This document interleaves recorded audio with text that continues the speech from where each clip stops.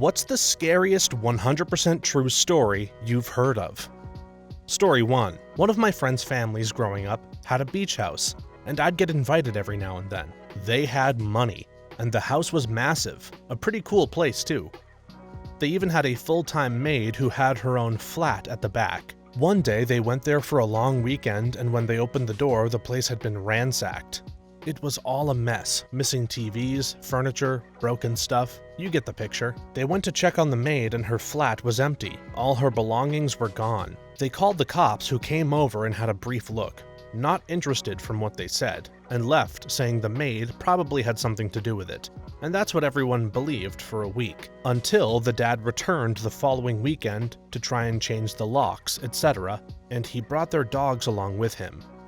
Yep, you know it. One of the dogs started digging and found the maid buried in the backyard under a tarp that they had close to the pool. So the theory now is that whoever came in probably knew her and she recognized them and she had to go. The front of my mom's car got run over by a lifted truck, right up and over the hood.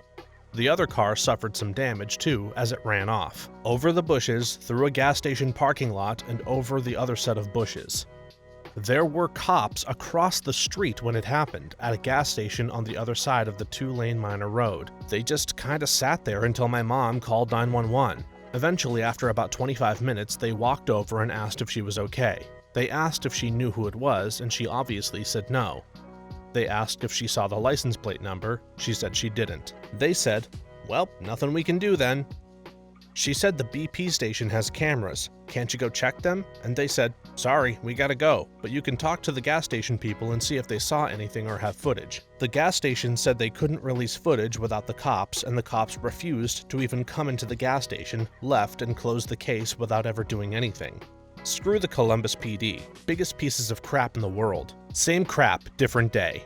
I got hit by a hit and run and called 911. Cops say they aren't coming and not to chase them. I got their plates, tracked them down to their apartment on the same day via license plate number and private investigator. Found the vehicle that hit me with the damage still fresh, called the cops, told them the case was solved and they needed to come. Waited 3+ hours in the Houston heat for them. They never came. I called back. They said it would be longer.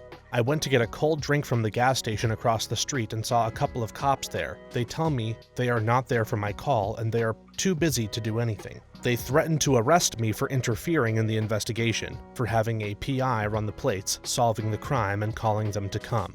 Dumbasses. They refused to come across the street to help.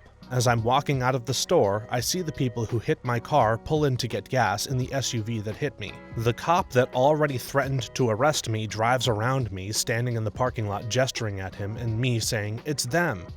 Police dispatch called me an hour later to say that the police were too busy to respond and help me, and I'd need to go to the police station to make a report. I went to the station to make a report. No one follows up. No one is arrested. No action is taken by the police at all. Damn the police. Story 2. My high school girlfriend called late one night after I was home and in bed. She said that something had happened and asked if I could come over. She was clearly shaken and not full of details, so I told my parents and drove over to her house. At the top of her subdivision, I was met by a cop with lights on. He asked where I was going and I told him about the call from my girlfriend. He lets me go by and I come over the hill to the cul-de-sac where she lives, and I see multiple cop cars around the circle. They watch me pull up and get out of my car. My girlfriend comes running out of her house and meets me in the street. She explained that someone had broken into her neighbor's house and started beating her with something heavy. The neighbor managed to get out of the house and headed to my girlfriend's house, where she started banging furiously on the front door. My girlfriend's dad was out of town, so her mom answered the door, and the neighbor just fell into the foyer bleeding profusely from her head. Her mom looks up to see the attacker headed up the walkway towards the front door. She pulls the neighbor into the house and closes the door, hitting the attacker with it before it fully closes. He then took the heavy tool he had used to beat the neighbor and smashed the little window at the top of the door. Her mom started screaming and the attacker just turned around and walked up the street into the darkness. I spent the night there that night along with 2 or 3 cops outside in their cars, and in the morning we could see blood still pooled on the floor in the foyer and splattered blood above the front door from where the attacker had swung the bloody tool to smash the window. No one was ever caught or even identified. It was just completely random. The neighbor survived and, to my knowledge, had no permanent physical injuries beyond scarring from having her scalp stapled shut. She moved away shortly after the incident. Something similar happened to me once. I spent the night at a friend's house and woke up to a bunch of calls and texts telling me my house was on TV. Apparently, my downstairs neighbors were involved in drug activity. It was a woman and her daughters, and a man had broken into the house and held them hostage before the mother managed to escape. She ran to the police station that was across the street, but nobody was there, so she kept running. She ended up at the house of a woman and her young son who were suffering from food poisoning that night, completely miserable, until they got a knock at their door and hid the woman in their house. I ended up becoming best friends with the young mother who sheltered them until the cops came. But I was very scared until I called my mom and she explained what happened, saying she had slept through the whole thing. Ironically, I had something similar to this happen to me too. My daughter stayed home from school due to illness. I was walking down the stairs and saw a bunch of cars parked in front of my house. I look out the window and notice that the cars are lining the street. I thought, who would be having a garage sale on a Tuesday morning? I opened the front door to look up and down the street to try and figure out what's going on. And as I turn to my right, I see a guy in all black with ATF on the back of his, what I soon realized was a bulletproof vest, carrying an automatic rifle. He goes around the corner and disappears. A few minutes later, they, around 5 armed agents, brought out my neighbor in handcuffs and put him in one of the vans. As quickly as they came, they were all gone. None of my other neighbors even knew that it happened, and I just happened to be home from work because of my sick kid. The guy was back by the weekend, and we never got the full story of what happened, but we assumed/hoped for a non-violent offense since he was released so quickly. Not sure why they need all those guns to arrest him. He moved away shortly after that, and a cop came by a few months later. I was outside, so he showed me a picture of the wife and asked if I'd seen her lately, but I said that it had been months. Not something you see every day in an otherwise quiet suburb. Story 3. My aunt fell asleep on her couch one night, and my uncle was asleep upstairs. She woke up around 12 a.m. to a random man staring at her while she slept. He said, "The guy upstairs was sound asleep," meaning he came in, saw my aunt on the couch, looked around, saw my uncle asleep upstairs, and then sat there and watched. She told him to leave, and somehow, by the will of God, he left. He slid in through the back door. We live in a relatively safe area. Craziest stuff I have ever heard. My aunt woke up in the middle of the night in the hotel room my uncle and she were staying in, with a man standing in the middle of the room. She told him to get out, which he did. She prevented them from being robbed. My ex-girlfriend and I were running really late for a wedding once. We booked into our hotel, didn't even open our case, just shoved it in the cupboard and ran out. We were thankfully already dressed to the wedding. We returned many hours later drunk and went back into our room to find a woman lying in our bed. She didn't notice that we'd entered, but had also clearly checked into our room and settled for the night. Not wanting to disturb or frighten her, we left to go back to the reception area, but the entire hotel was closed for the night. Think mom and pop's type place. We found some half-finished rooms that the staff had clearly been sleeping in and bunkered down there for the night. Not much fun, I can tell you. Not nearly as scary, but when my mate was 14 or 15, he was home alone in a fairly remote town when he heard noises at the back door. He goes to investigate, and there's some junkie trying to break in. My mate just yells, "What the hell are you doing?" The junkie just started pleading, "Don't call the cops, man, please," then ran off, never to return. Story 4.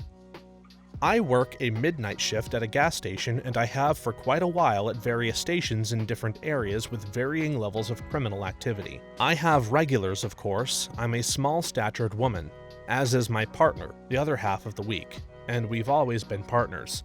So these regulars often worry about us and keep watch on creepy occurrences when they can. I had one man who worked in the metro an hour away who would stop in every morning for his cigarettes. He never smiled or seemed friendly.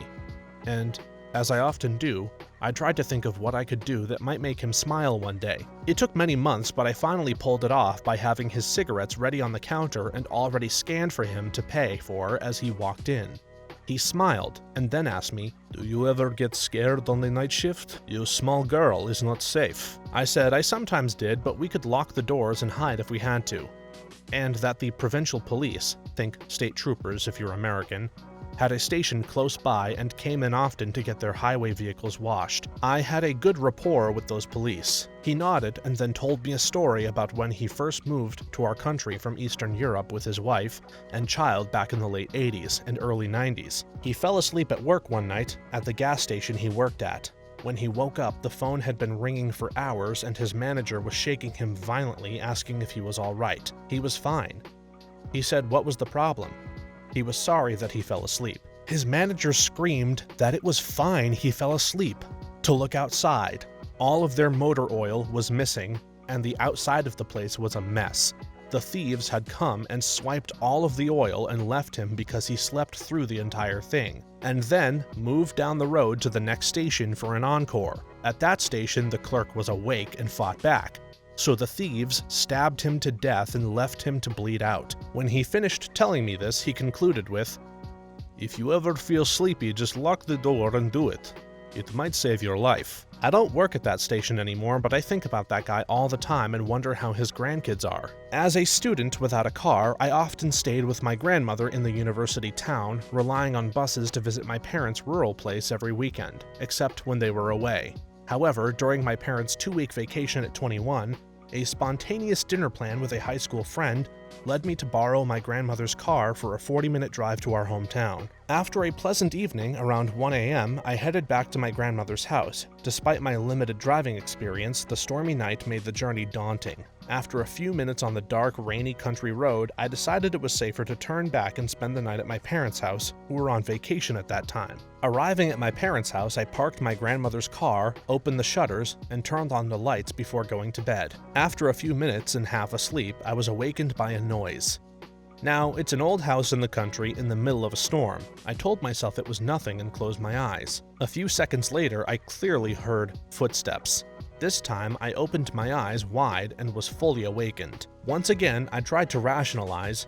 There's a storm brewing, the wind is rushing through the woodwork, but I decided to get up and check. I take my cell phone in flashlight mode, leave my room, see nothing in the upstairs corridor, and discreetly head for the stairs. Descending the spiral staircase, I froze at the unmistakable sound of approaching footsteps. Panic surged. Luckily, I'd backed up a bit and was on the upper part of the spiral staircase, so I couldn't be seen from below. I prayed in a second to all the gods I knew that the intruder would choose to continue down the corridor and not decide to go up, all while thinking about my options. Then the intruder stopped lighting the stairs and continued to advance down the hallway. At that moment, I leaned over to see what was happening, and I saw the silhouette of an intruder's back. He was certainly a man, imposing, and above all, he had an axe in his hand. It lasted 1,000th of a second, and as discreetly as possible, I went back to my room and hid under my bed. In a heartbeat, panic consumed me. In hushed tears, I dialed 911, narrating the terrifying intrusion. As the intruder ascended the stairs, I discerned the distinct door sound of my brother's old room. The stormy evening obscured the intruder's precise location. In the grip of unparalleled fear, I fixated on my bedroom door, hidden beneath my bed, dreading the moment the intruder might uncover my refuge. In a swift turn of events, the police stormed in, confronting the intruder who descended the stairs amid authoritative shouts. Turns out that my parents routinely entrusted our house and garage keys to the neighbor when away, for watering plants or dealing with any unforeseen issues. On this stormy night, the neighbors were watching television through a window with a view of the road and saw an unfamiliar car passing by. Intrigued and wary, they, aware of the street's dead end, found the situation peculiar, especially considering my parents' absence. Prompted by concern, the husband embarked on an investigative mission, suspecting someone might be lost in the storm. Approaching my parents' house, he noticed the lights on and a stranger's car parked in front. He entered through the garage and took an axe from my father's tools. Story 5. When I was learning to drive, my instructor advised me to always lock my car doors as soon as I got in my car. I asked her why, and she told me her personal experience. This happened almost a year after she passed her test. She finished work at about 3 a.m. She just got into her car and got her keys in the ignition when 3 guys jumped into her car. She had a knife to her neck and was told to drive. They give her directions to an alleyway. They dragged her out of the car and SA'd her. After they were done with her, they left her in the alleyway and stole her car and purse. It took her a while to get help. Police did find her car a few days later abandoned and on fire on the outskirts of the city, but the guys were not caught. The reason she started to teach driving was her way to protect other women and make sure no one else goes through what she went through. So she advised all her female students to lock their car doors as soon as they got in. I'm still in contact with my instructor via social media. I sent her screenshots of this comment and other comments. She is happy that her advice/warning is out there before she retires for health reasons. She wants me to clear up a misunderstanding that she saw in the comments. She does give the same advice to her male students, and she does tell them her experience but leaves out the SA part. She does get messages from her past students, including me, saying thank you for the advice/warning, and we tell her about our close calls. A message from her: thank you for sharing your experience and advice so that others can be safe and they don't go through the same experience. All drivers need to practice this, to be honest. My father was held at gunpoint the same way. 2 guys hopped in his car and one put a gun to his head and made him drive to the middle of nowhere. He then had to get out of the car and get on his knees in the middle of a field with a gun to the back of his head. He said he was sure he was about to die. They ended up just stealing his car and leaving him stranded there. This was in the 70s, so no cell phones. So he had to walk back to town in the middle of the night. When he got home, he told my uncle, his older brother, who left the house with a gun after hearing my dad's description of the guys. Apparently, they were known troublemakers at my uncle's college. When my uncle got to their apartment, the cops were already there because apparently they used my dad's car to rob a liquor store and got in a high-speed chase with the cops. Not that you need any more reason to lock your car doors, but I'll add my experience to reinforce why this is so important. When I was 17, I picked up my drunk sister from a party at like 2 a.m. in a sketchy part of town. In retrospect, I should have just left her there. She wasn't in any danger. Her idiot friend just wanted to start drama. Stopped at a red light driving home. Drunk sis passed out in the back seat. All of a sudden, this guy comes out of nowhere and tries to open my front passenger side door. I screamed and floored it before I could even think to check if any other cars were coming. Thank God there weren't, because I could have caused an accident and been carjacked or worse. It's always been an instinct for me to lock the doors as soon as I get into the car. No one ever told me, and I thought maybe it was a little weird. I just felt very vulnerable when I first got into the car. One day I spoke about it with my father, and he said that it was good that I did that because a lot of women get victimized if they don't. When I first started driving, I immediately had to commute to an unfamiliar area in the city.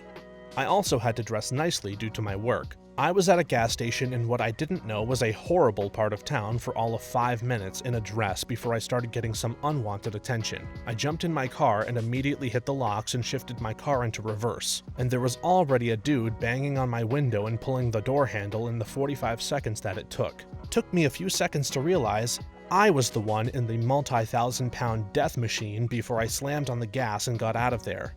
Good on your instructor. Story 6. I was around 10 years old. I was at school, but my mom told me she was thinking of taking me to the doctor in the afternoon. Recurring eye issue.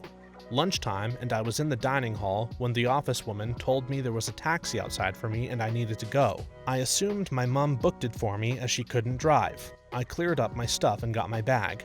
Just about to leave when I remembered my jacket in my classroom. I rush to get up and head out for the taxi. The office woman tells me I'm too late and the taxi has gone without me.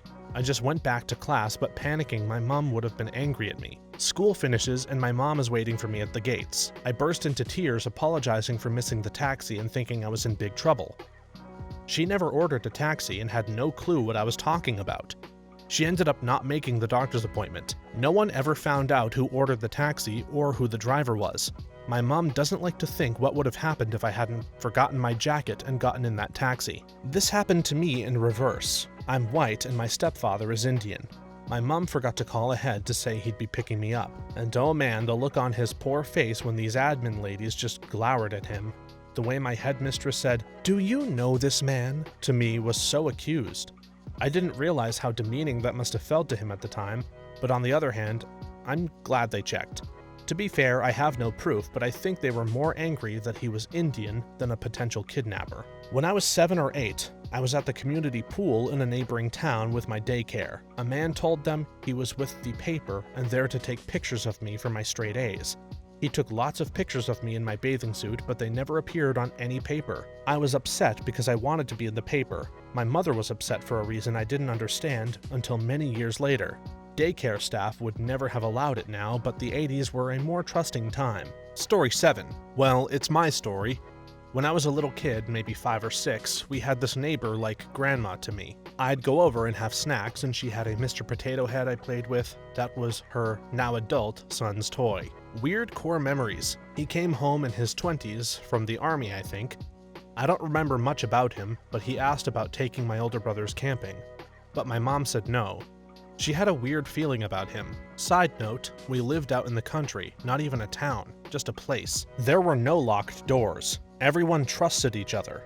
My mom saw him at our little store with bee stings all over and was concerned. He said he got them at the creek. She thought that was weird because that's just not a thing where we went all the time. But okay. A little while later, not sure how long, the news said that there was a murder of some campers out past where we lived, but no leads. People were shocked. This doesn't happen here. My mom remembered her weird feeling and the bee stings that didn't make sense. She called the police to say, "Hey, probably nothing, but here's what I got." I remember detectives coming to our house to talk to her. They had some other evidence that matched, but not enough to link him to the murder, a couple with their child. It's unsolved to this day, though the detectives said he knew it was him. A few years later, the guy went to prison for the abduction/attempted murder of a woman who ran out of gas and he offered her a ride. She lived, thank God. Very similar story in the town I live in. Look up the Cowden family murders if you are interested. An excerpt. When she arrived, there was no sign of the Cowden family and the truck was parked up with the keys on a picnic table. A plastic dishpan of cold water lay on the ground and Belinda's purse was on the table. A diaper bag and camp stove were set up, and a half-finished carton of milk was also present, which matched that bought at the store earlier in the day. Strangely and alarmingly, Richard's expensive wristwatch and wallet were on the ground. There was also an opened pack of cigarettes, which were the brand that Belinda smoked. The truck appeared untouched and contained their clothing, with only the bathing suits missing.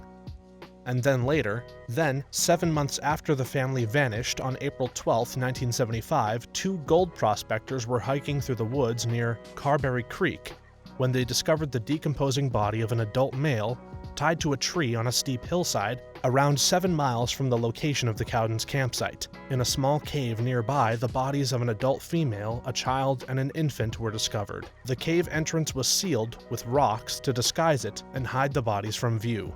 Identification of the bodies was made via dental records. Story 8. One of my parents' neighbors had shingles so bad that he committed suicide. Shingles are no joke. It feels like you have no skin and everything that touches them is just pure agony, like the one man who had experienced the highest level of radiation and scientists kept him alive. Every fiber or skin-to-skin contact feels like death itself. Terrible way to die. I turned 40 last year and got shingles for the first time at the beginning of October, and it is absolutely no joke. It is so painful and so distressing. Now that I've had it, I can get the vaccine. But if you're under 50 and you feel tingling in your forehead followed by a rash, get to the doctor immediately. You need to start antivirals within 72 hours of the rash appearing. Thankfully, they absolutely helped, but the nerves in that part of my face get pain and discomfort most days.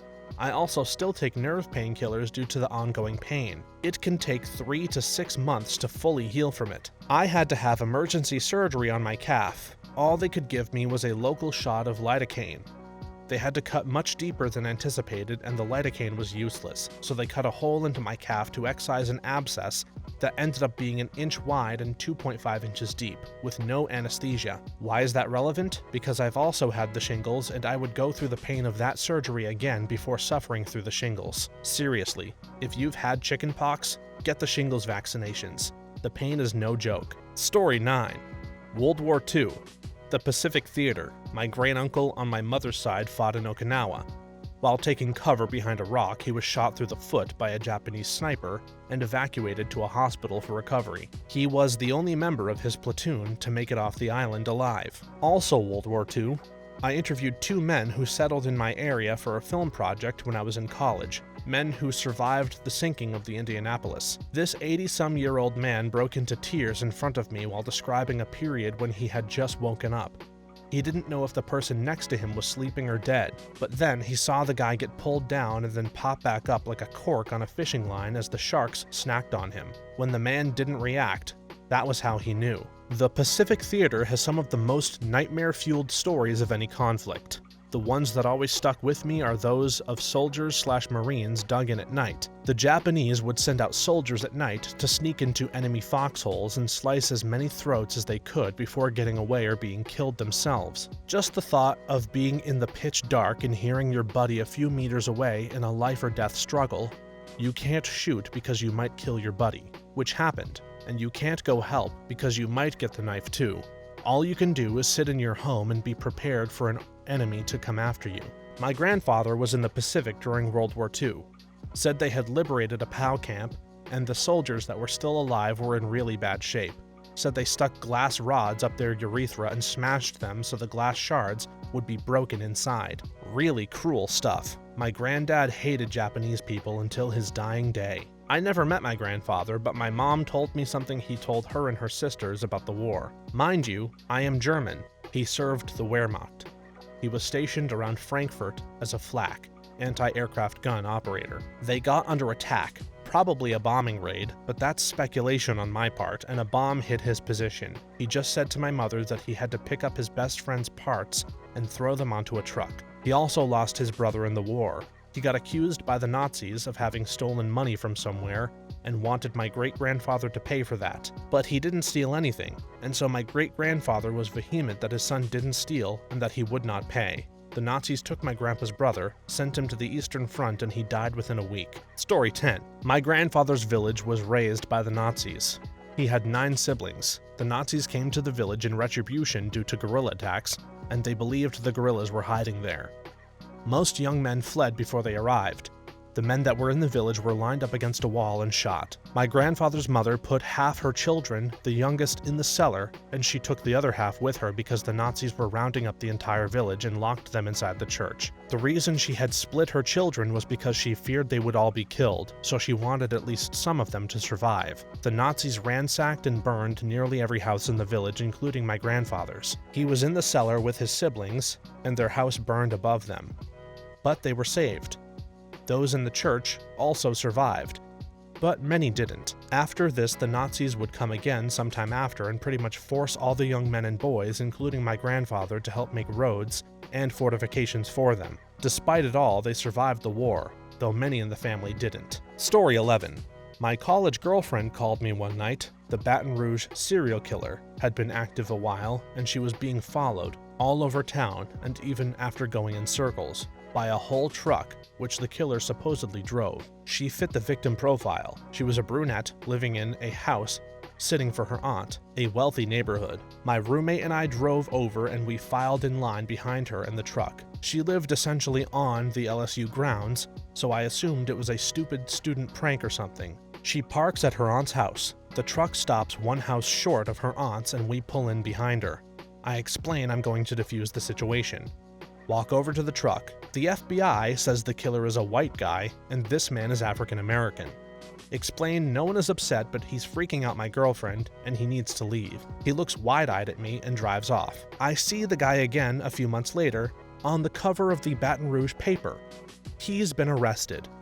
He was the killer. In the 1990s, a nurse in New Jersey killed hundreds of hospital patients. Sometimes, he would sneak into patients' rooms at night and inject them with fatal medication doses. Other times, he would put the medication into IV bags in the supply room so they would kill whatever random patient they were given to later. He was accused several times. Some patients pointed him out before they died.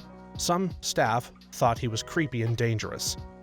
and refused to work with him. He kept getting fired from hospitals, but the hospital managers knew that if he got arrested, they would be sued by the families of the patients he murdered, so they just fired him and didn't call the police. That happened at 12 different hospitals over the course of 16 years. Investigators believe he killed as many as 400 people.